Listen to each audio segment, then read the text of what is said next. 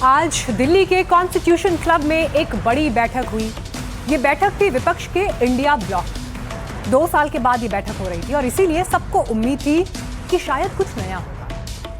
ये खबर आपको बताएंगे, लेकिन उससे पहले आज जो बड़ी खबर आ रही है उसकी जानकारी भी आपको दे दें। बंगाल पर जो खबर हम आपको दिखा रहे थे, मदरसों पर एक्शन तो होगा, लेकिन एक एक्शन दिल्ली में भी हो रहा है जो बंगाल की राजनीति की बगावत का चैप्टर है, जिसमें एक तरफ ममता खड़ी नजर आ रही हैं तो दूसरी तरफ टीएमसी के विधायक और सांसद।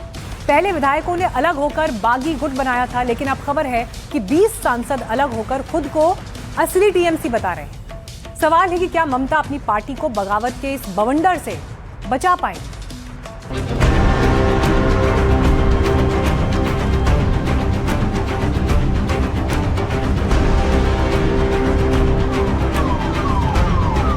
पहले विधायकों ने मुंह मोड़ा, अब सांसदों ने ममता का साथ छोड़ा।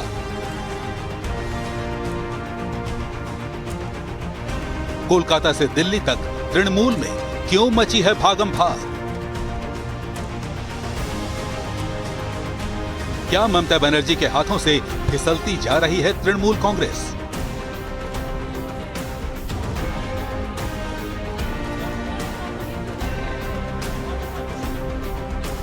ममता बनर्जी की पार्टी टीएमसी एक ऐसे तूफान का सामना कर रही है जो लगातार उसे कमजोर करता जा रहा है।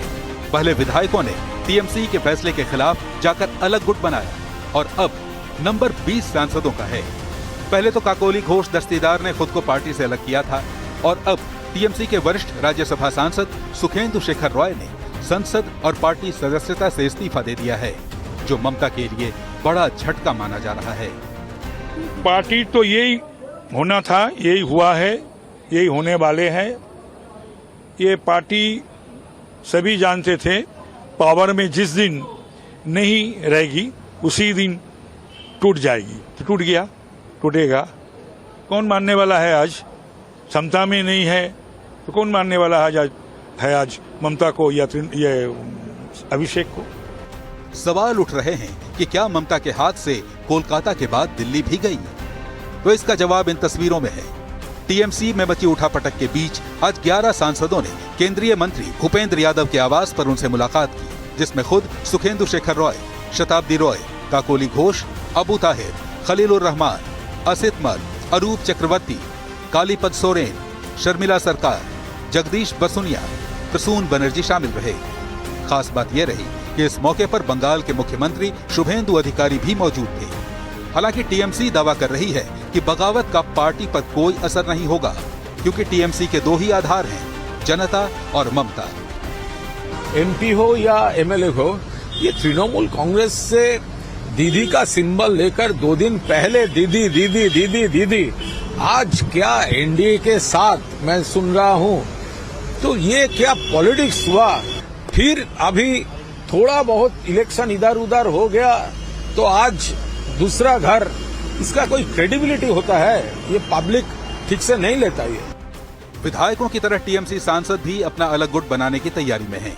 सांसद और टीएमसी की पूर्व नेता काकोली घोष दस्तीदार ने दावा किया कि वो अभी भी लोकसभा में पार्टी की चीफ विप हैं। उन्होंने ये फैसला साथ ही सांसदों के साथ विचार विमर्श के बाद लिया है। काकोली के मुताबिक 20 सांसदों ने एनडीए को समर्थन देने की जानकारी लोकसभा स्पीकर ओम बिरला को दे दी है। जल्द ही स्पीकर को पत्र भी भेज दिया जाएगा और मान्यता देने की मांग की जाएगी। मतलब साफ है कि अब टीएमसी के सांसद बागी हो गए हैं। बंगाल में चुनाव नतीजों को स्वीकार कर एनडीए के साथ जाने की तैयारी कर ली है। यह दुखद घटना है कि जो लोग एक पार्टी का सिंबल से जीता, जो लोग ममता बनर्जी का प्रचार से बेनिफिटेड हुआ, वही लोग अभी बीजेपी का नेता भूपेंद्र यादव के घर जाके अलग गुट बना रहे हैं। ये दुखद है, ये नैतिकता के खिलाफ है, यही मैं कह सकता। अब सवाल उठता है कि क्या बागी टीएमसी सांसदों पर दल बदल कानून लागू होगा या फिर विधायकों की तरह ही उनको मान्यता मिल जाएगी। जानकारों के मुताबिक अगर 2/3 सांसद एक अलग गुट बनाते हैं तो दल बदल कानून लागू नहीं होगा। टीएमसी के पास कुल 28 लोकसभा सांसद थे। अगर 20 सांसदों का बागी गुट खुद को अलग दल या लोकसभा में असली टीएमसी बताता है तो इन पर दल बदल कानून नहीं लगेगा। क्योंकि बागी गुट के पास 2/3 सांसदों का समर्थन है। हालांकि टीएमसी के बागी गुट की वजह से एनडीए की ताकत बढ़ जाएगी। लोकसभा में कुल 543 सांसदों में से एनडीए के अभी 293 सांसद हैं। 20 सांसदों के समर्थन के बाद ये संख्या बढ़कर 313 हो जाएगी, जिससे कोई भी बिल पास कराने में सरकार को आसानी होगी। सरकार परिसीमन और उससे जुड़े महिला आरक्षण बिल को पास करा सकती है, क्योंकि 13 अप्रैल को जब परिसीमन बिल पर वोटिंग हुई थी तो बिल के पक्ष में 298 वोट पड़े थे, जबकि बिल पास कराने के लिए 352 वोट चाहिए थे, यानी बिल 52 वोट से गिर गया था। अगर टीएमसी के 20 सांसद एनडीए में शामिल हो जाएंगे तो 2/3 बहुमत के लिए 32 और सांसदों की जरूरत पड़ेगी, जो जुटाना थोड़ा आसान होगा। Bureau report, NDTV India. चलिए बंगाल से आपको दिल्ली लेकर आते हैं, जहां पर आज कॉन्स्टिट्यूशन क्लब में विपक्ष के इंडिया ब्लॉक की बैठक हुई 2 साल के बाद। उम्मीद ये थी कि यहां से क्या कोई नया संदेश या 2027 के यूपी चुनाव और 2029 के लोकसभा चुनाव के लिए कोई नया धारदार एजेंडा सामने आता है। बैठक खत्म हुई तो मल्लिकार्जुन खड़गे ने 5 मुद्दों की पर्ची पढ़ी, लेकिन इस बैठक की असली स्टोरी ये 5 मुद्दे नहीं, बल्कि खबर सवाल है जो इस बैठक के बाद से उठ रहे हैं। देखिए इस पर।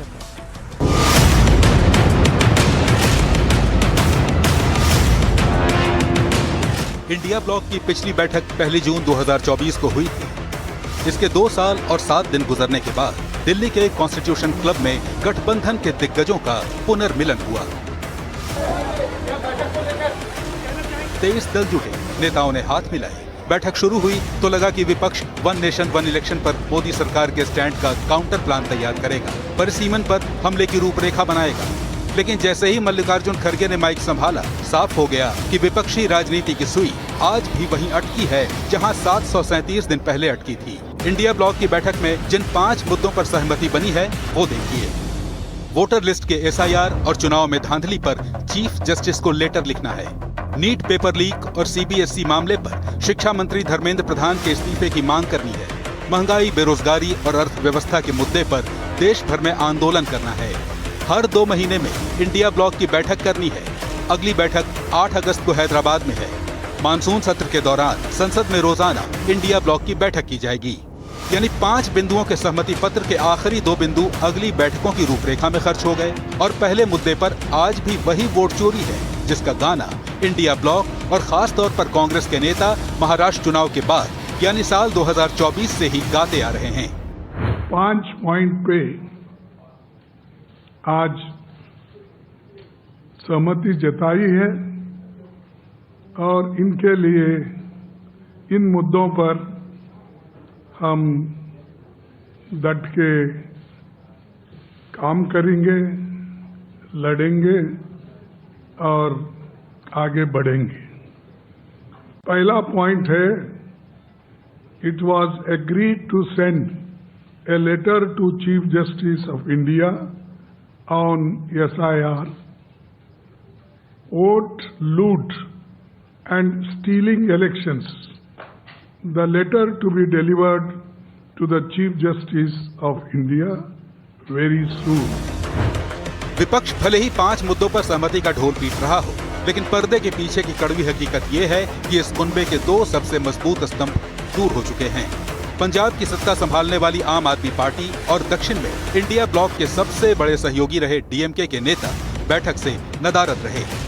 कांग्रेस ने हरियाणा विधानसभा चुनाव में आम आदमी पार्टी से सीट शेयरिंग नहीं की। इससे आम आदमी पार्टी के संयोजक अरविंद केजरीवाल नाराज हैं। तो तमिलनाडु में कांग्रेस ने टीवीके से हाथ मिला लिया है। इससे डीएमके अध्यक्ष स्टालिन कांग्रेस पर भड़के हुए हैं।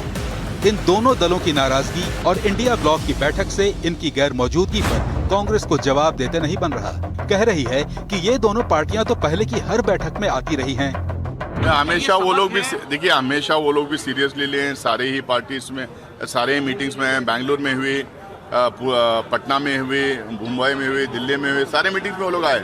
लेकिन कभी कभी जो है अलायंसेस को लेके, वोट शेयरिंग को लेके इश्यूज होते हैं, छोटे मोटे इश्यूज हुए हैं, लेकिन सारे मीटिंग्स में पहले भी आए, अभी भी हैं। गठबंधन के भीतर मचे इसी अंदरूनी घमासान को देखकर बीजेपी और एनडीए के नेताओं ने चौतरफा हमला बोल दिया। सबसे तीखा तंज कसा बीजेपी के सांसद संबित पात्रा ने। बोले, वोट चोरी का आरोप लगाने वाले सरकार चोरी करते हैं। पहले यही सब बैठक स्टेडियम में होती थी, धीरे धीरे अब वो कॉन्स्टिट्यूशन क्लब के एक रूम में होती है। अब स्टेडियम नहीं भरता है, कॉन्स्टिट्यूशन क्लब के एक रूम में ही होता है ये बैठक। इंडी गठबंधन की एक बैठक समाप्त हुई और आदरणीय खड़गे जी ने अभी कुछ देर पहले मीडिया को संबोधित किया। उन्होंने कहा कि एसआईआर हुआ, वोट चोरी हुई, मगर एसआईआर तो तमिलनाडु में भी हुआ, एसआईआर तो केरल में भी हुआ। तमिलनाडु में आप झटपट से वहां आप चले गए, जाके दूसरे पार्टी के साथ आपने गठबंधन कर ली और सरकार बना लिया। और डीएमके वहां बोल रही है यहां तो वोट चोरी नहीं, यहां तो एलआई ही चोरी हो गई, वहां तो एलआई चोरी हो गई। केरल में आपने सरकार बना लिया तो एसआईआर को कोस नहीं रहे, बंगाल में हार गए तो एसआईआर का रोना रो रहे। महाराष्ट्र के उप मुख्यमंत्री एकनाथ शिंदे और यूपी के मंत्री संजय निषाद ने विपक्ष के जमावड़े को हारे हुए लोगों की भीड़ बता दिया। इनके पास यूनिटी नहीं है, कोई सीरियसनेस नहीं है, ये पूरी तरह जिनकी हार हुई है।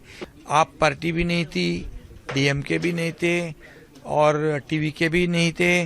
अभी इनको डर है कि इंडिया अलायंस में जाएंगे तो हारेंगे। ये सब बटुए जोगी मठुजारा में पहले भी कह चुका हूँ कि कांग्रेस की जो विचारधारा है उसकी, कांग्रेस की नीतियों के विरोध में सब पार्टियां बनी हैं, जितना भी बैठक में शामिल हो रहे हैं।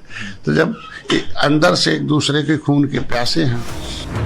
सत्ता पक्ष का साफ आरोप है कि गठबंधन का कोई वैचारिक आधार नहीं है, बल्कि ये अंदर से एक दूसरे के राजनीतिक वजूद के दुश्मन हैं। बंगाल में लेफ्ट और कांग्रेस मिलकर टीएमसी से लड़ती है।